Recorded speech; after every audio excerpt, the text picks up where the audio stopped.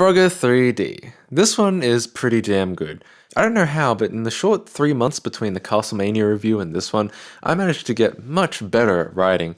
Actually, it might have just been a fluke. Back then I didn't exactly have a great compass for humor. I would write and say things with the intention of being funny, but wouldn't exactly have a mechanism of knowing whether it was funny or not. More of a shotgun style, throw everything at the wall and see what sticks approach, you know? And with the early Irat Gamer episodes, I had a lot of that experience of knowing which episodes I thought were better than others and what jokes I particularly liked, but I had no real idea why or what allowed me to make better jokes like that. I think now I have a much better sense of what works and what doesn't, especially when writing something for humor like that. Sure, I don't always come out with comedy gold, but generally I'll catch something if it's not working. Even though I didn't exactly know why or how, I always liked this episode. I definitely felt like I was on a roll writing it. And when I showed one of my friends a work-in-progress edit, they laughed and literally said, "This is your best one yet." It even got that guy from school laughing and telling me I did a good job this time. Even today, 4 years later, this episode is still one of my favorites. It's definitely the best one up until this point for me, and it still manages to make me laugh.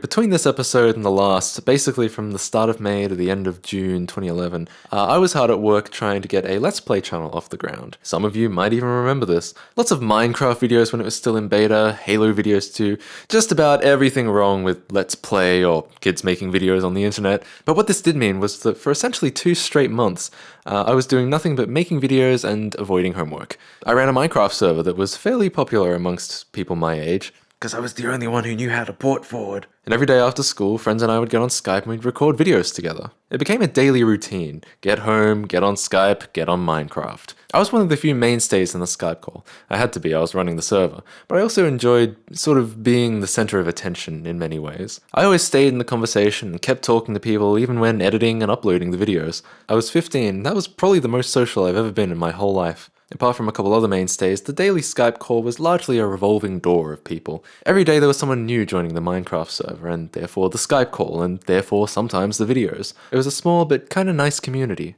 Oh, memories. We've all got real jobs and schoolwork that matters now. It's a shame that when we actually had time to regularly have fun and make videos together, we weren't any good at it. But anyway, back to the subject at hand, if I had a theory as to why this episode turned out the best so far, at least in my opinion, it's because in the months leading up to it, I was not only surrounded by people that made me laugh, I was also constantly trying to make them laugh and trying to make our non-existent Let's Play audience laugh. Comedy is a kind of muscle, and it does get better the more you use it. I still might not have had a huge amount of comedic awareness, but I was sure as hell strengthening that muscle. So, the episode.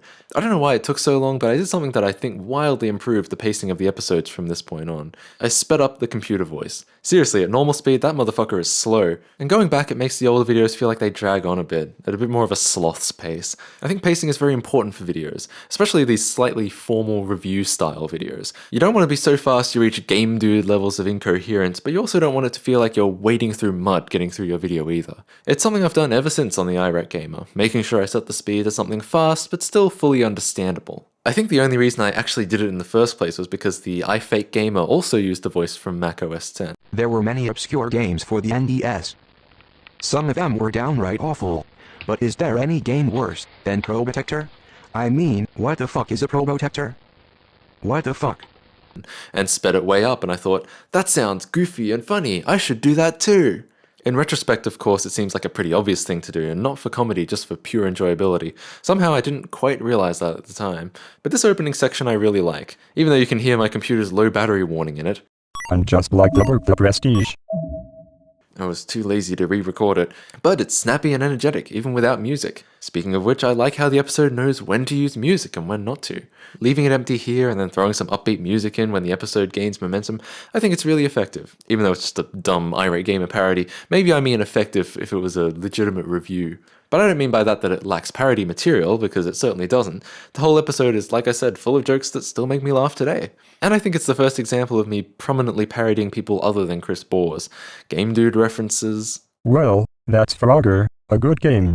However, Frogger is shit. Star Fox sucks, but Star Fox rocks. Hell, even a Retro Gamer 3 or the Welfare Gamer joke. I can't take it anymore. I need frickin' booze.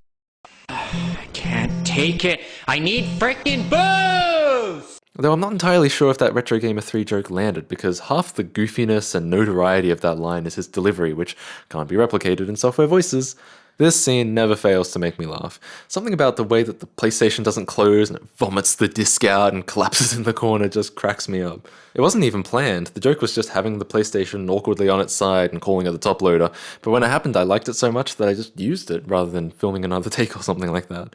And for whoever asked, is that mouse crap on the floor of the room? No, I'm pretty sure it's not. I was very lazy with vacuuming back then, as most teenagers are, and I think it's most likely just black fluff from my clothes. I can't believe I'm even explaining this. There is a small goof here. The Irate Gamer says, sounds like the footage of the original Frogger that I stole. This is here because it doesn't really look a lot like Frogger on the Atari 2600, at least not identical to the uninitiated. But it did have the sounds, which is why the line is sounds like rather than looks like. But it feels strange because I swapped out all the sound with music that definitely doesn't sound like Frogger. The line really should have been looks like, because Frogger does look like Frogger, even if it's a different color palette and higher res. I'd also really love to know what my hair looked like while filming this. Undoubtedly awful, but the shadow shows this weird asymmetrical shape, and I don't have a clue how it got that way. The choice of Frogger 3D as a game can't truly be credited to me. There was a particular Irate Gamer fan who had a lot of suggestions for games and seemed to be particularly pushing Frogger 3D.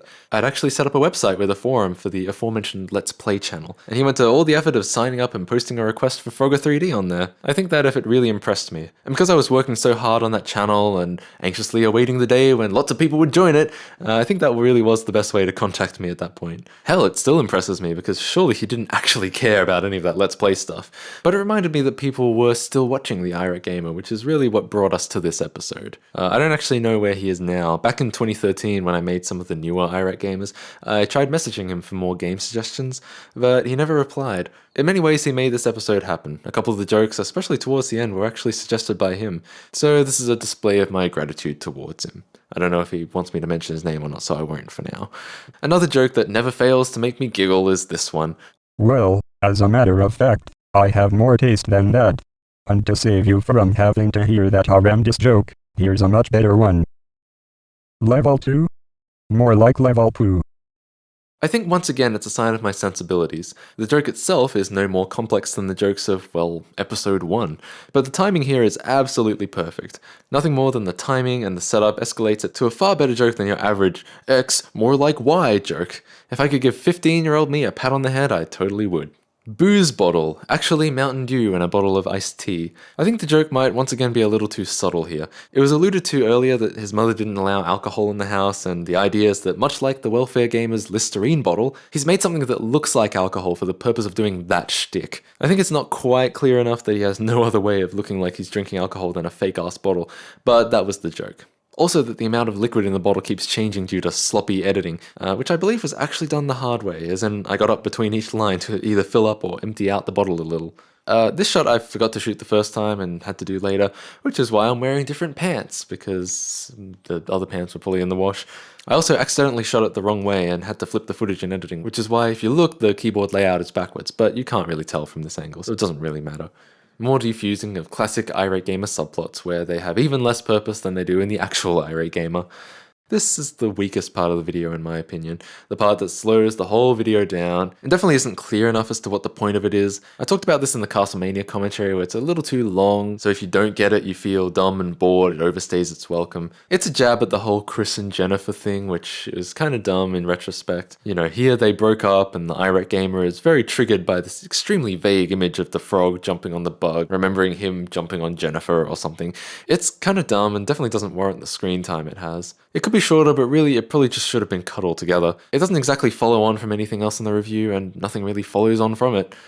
Wilkins/Wilson, who is deliberately called both because Bors did the same thing between his episodes. I wanted a few things from this. I wanted him to say things that were completely non sequitur, yet of course the Irate Gamer behaves as if they are. I also wanted him to say things that were particularly dumb, and I mined almost direct quotes from a website called Fundies Say the Darndest Things, a website poking fun at extreme fundamentalist Christians. I've learned it's still going today and still looks as Web 1.0 as it always did.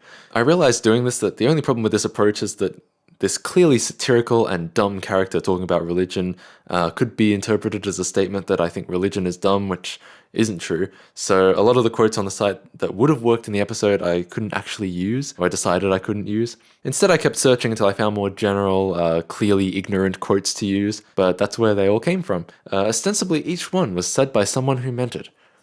Truly horrifying. I love this ending too. I think it's once again the timing on the cut where the scissors appear and the CD is perfectly cut down the middle. I'm still not exactly sure how, but I got a lot right in this episode. If only I was that good 2 years earlier when irate gamer parodies were more relevant. But you're always going to think like that, you know, so whatever. Overall, this one's really good and set a new standard for my video production in general. It's essentially all up from here. Alright, obligatory advertisement time. I've released a fancy music video from my new music project Crystallis, so feel free to check that out.